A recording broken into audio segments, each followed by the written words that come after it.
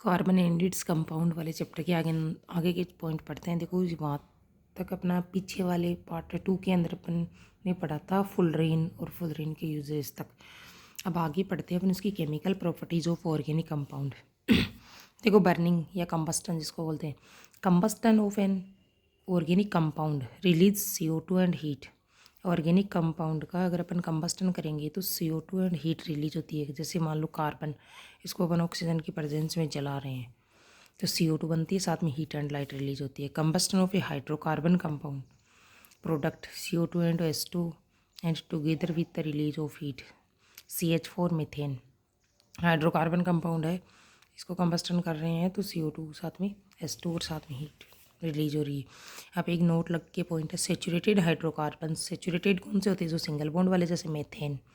On burning with will generally give a blue flame. Will unsaturated hydrocarbons होते हैं compound जैसे ethane, ethyne, इन और आइन वाले, डबल बॉन्ड और ट्रिपल बॉन्ड वाले। Will give a yellow flame with lots of black smoke. कि saturated hydrocarbons को अगर अपन जलाएंगे तो जनरली ब्लू फ्लेम के साथ में जलते हैं, और अनसेचुरेटेड हाइड्रोकार्बन कंपाउंड को अगर अपन जलाएंगे तो ब्लू येलो फ्लेम के साथ, और साथ में इसमें काफ़ी काले रंग का धुआं भी निकलता है, उसके साथ जलेंगे। फिर आगे आगे नेक्स्ट पॉइंट है ऑक्सीडेशन। ऑक्सीडेशन का मतलब ये है, यहाँ पे देखो ऑक्सीजन का जुड़ना, ठीक है। तो ऑन ऑक्सीडेशन ऑफ एल्कोहल, किसका ऑक्सीडेशन कर रहे हैं अपन? एल्कोहल का यहाँ पे ऑक्सीडेशन कर रहे हैं। रिएक्शन देखो CH3 CH2H + O2 के MnO4 की प्रेजेंस में। तो ये यहाँ से देखो H2O का मोलिक्यूल रिलीज हो गया, OH है ही, और एक यहाँ से H, तो एक H निकलते ही यहाँ पे कितने H रह गए? 2, और एक H, ये एक H2 रिलीज हो गया, बच गया यहाँ पे CS। देखो अब बच्चा क्या है यहाँ पे? CS2 और O2। कहने का मतलब कार्बन 2, हाइड्रोजन 2, तो 4, और ऑक्सीजन के molecule 2।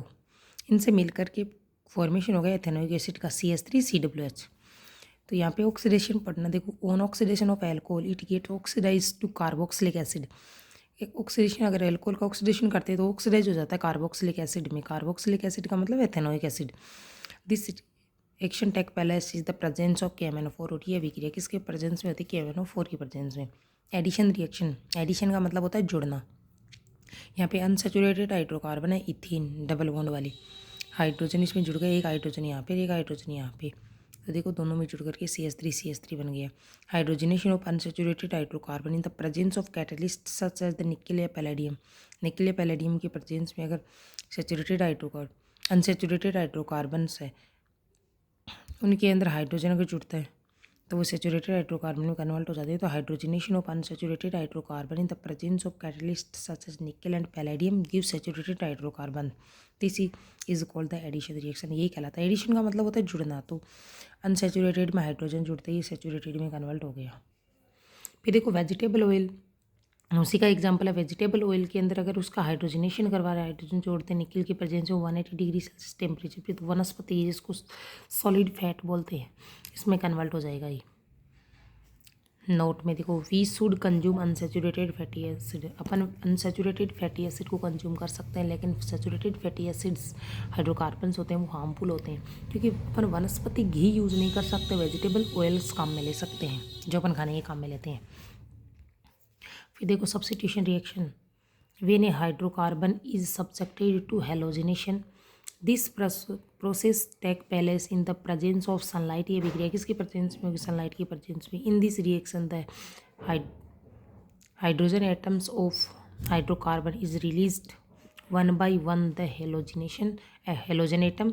This is called substitution reaction. Example देखो CH4 है, Cl2 है, हेलोजिनेशन हो रहा है इसका। CH4 के साथ में Cl2 जुड़ रहा है सनलाइट की प्रेजेंस में। तो यहाँ पे एक HCl बाहर रिलीज हो जाएगा, तो एक यहाँ से Cl और एक यहाँ से H तो बाहर निकल गया। यहाँ पे 3 H बच गए, एक Cl बच गया, तो CH3Cl। यही CH3Cl का वापस हेलोजिनेशन करवा रहे हैं। तो यहाँ पे क्लोरीन देखो 3 हो गई, हाइड्रोजन भी 3 है, तो एक हाइड्रोजन और एक क्लोरीन तो बाहर निकल गया, HCl के रूप में रिलीज हो गया। बच गए कितने? यहाँ पे 2 हाइड्रोजन और 2 क्लोरीन, CH2Cl2 बच गया। यही CH2Cl2 वापस रिएक्टेंट में आ गया। अब यहाँ से वापस Cl2 हेलोजिनेशन हो गया सनलाइट की प्रेजेंस में। टोटल Cl हो गए 4, 4 में से एक Cl और एक हाइड्रोजन यहाँ से HCl के रूप में बाहर निकल गए। बच गए कितने? Cl 3 और एक हाइड्रोजन CH Cl3 बच गए। ये CH Cl3 वापस रिएक्शन कर रहे हैं तो एक H बचा है वो और एक Cl यहाँ से बाहर रिलीज हो जाएगा। बच गए कितने? 4 Cl CCl4 बच गए। ये हो गया substitution reaction. Some important carbon compound देखो। एथेनॉल, मैथ एथ 2 कार्बन है, एथ प्लस एन प्लस ओल से बना है। CH2 5 C2H5OH, या फिर इसको बोल सकते हैं CH3CH2OH। देखो 2 फॉर्मूले हैं, CH3CH2OH या फिर C2H5OH। एथेनॉल का इसको बोल सकते हैं इथाइल एल्कोहल भी बोल सकते हैं, या एल्कोहल सिंगल अपन एल्कोहल के नाम से जानते हैं। देखो फिजिकल प्रॉपर्टीज इसकी। Ethanol is liquid at room temperature. Room temperature पे एथेनॉल लिक्विड होता है। बॉइलिंग पॉइंट 351 केल्विन होता है। मेल्टिंग पॉइंट इसका 156 केल्विन होता है। It's soluble in the water के अंदर एल्कोहल आपको पता है ये सॉल्युबल होता है, घुलनशील होता है। This is also use in medicine such as tincture iodine. इसको टिक्चर आयोडीन वगैरह बनाने के लिए, कफ सिरप वगैरह बनाने के लिए, देखो आगे पॉइंट हो रहा है थोड़ा सा, इसका कफ सिरप वगैरह बनाने के लिए भी इसको काम में लिया जाता है। केमिकल प्रॉपर्टीज़ वो तो होती है फिजिकल प्रॉपर्टीज़। अब केमिकल प्रॉपर्टीज़ का मतलब किसी केमिकल के साथ में रिएक्शन कर रहा है। रिएक्शन विथ सोडियम, बिल्कुल एथेनॉल सोडियम के साथ रिएक्ट कर सकता है और सोडियम एथोक्साइड बना लेता है। तो देखो ethyl alcohol react with sodium metal in the cold of form और sodium ethoxide with evolution of hydrogen gas. So ethanol sodium के साथ रिएक्शन किया, सोडियम एथोक्साइड बन गया, हाइड्रोजन गैस रिलीज हो गई। कोल्ड ठंडी अवस्था में रिएक्शन करता है। देखो C2H5OH है, यहाँ से H2 गैस बाहर निकल गई। H2 तो एक H है, 2 पर लगाते ही 2 निकल गए। 2H तो यहाँ से बाहर निकल गया H2 के रूप में, ये रही। बच गया क्या? C2H5O, यहाँ पे Na जुड़ गया C2H5O Na। इसको बोला जाता है सोडियम एथोक्साइड। दोनों रिएक्शन इसका ये दूसरे फॉर्मूले से बनी हुई है। डिहाइड्रेशन, ये डिहाइड्रेशन वाली रिएक्शन बहुत ही अच्छा क्वेश्चन है, बहुत बार एग्जाम में आता है। डिहाइड्रेशन देखो ethane is formed when ethanol is heated in the presence of concentrated H2SO4। Ethanol है CH3CH2OH, जो इसका दूसरा फॉर्मूला है ना एथेनॉल का, वो लिख रखा अपने यहाँ पे। कंसनट्रेट H2SO4 की प्रेजेंस में 443 केल्विन टेम्परेचर पे इसको गर्म कर रहे हैं। तो देखो यहाँ से H2 रिलीज हो गया। H2 रिलीज होने का मतलब एक H यहाँ से, एक HOH H2 बच गया। यहाँ पे CH2 डबल बॉन्ड बनेंगे वैलेंस से कंप्लीट करने के लिए। इथीन बन गया। एथेनॉल से इथीन का फॉर्मेशन होता है, वही कहलाता है dehydration reaction. Uses of ethyl alcohol, it is use in making chloroform iodoform and ether बनाने के लिए इसको काम में लेते हैं। It also use in making of paint varnish soap synthetic rubber etc। It is use to making alcoholic drinks like beer wine वगैरह बनाने के लिए भी इसको काम में लेते हैं। लो टेम्परेचर थर्मामीटर बनाने में भी इसको काम में लेते हैं। It is use and the antiseptic of sterilise wounds and syringes in hospital में जो जितने भी इंस्ट्रूमेंट काम में लेते हैं उसको स्टेरिलाइज वगैरह करने के लिए, घाव वगैरह को साफ करने के लिए, इनको भी काम में, इसके लिए भी काम में लिया जाता है एथेनॉल को। एसिटिक एसिड आगे नेक्स्ट पॉइंट में आएगा। अगर आपको नोट्स अच्छे लग रहे हैं तो प्लीज़ कमेंट किया करो। नेक्स्ट पॉइंट आपको जल्दी मिलेगा।